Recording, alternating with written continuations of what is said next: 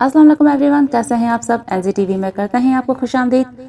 बख्तावर ड्रामे की कहानी बहुत अलग मगर माशरे में तन्हा औरत के साथ होती ज्यादतियों से करीब तर है। ये सच है कि अकेली औरत का माशरे में सरवाइव करना इतना आसान नहीं होता, मगर बख्तावर का लड़कों वाला रूप धारना, क्या ये भी प्रैक्टिकल है? क्या ये सब इतना आसान है जितना इस ड्रामे में दिखाया गया है?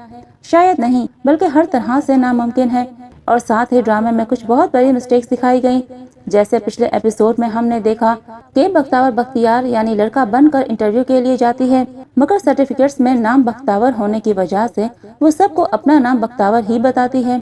मगर सर्टिफिकेट का एक खाना जेंडर का भी होता है जिसमें हमें मेल या फीमेल लिखना होता है, तो यकीनन बख्तावर की सर्टिफिकेट्स में फीमेल ही लिखा होगा।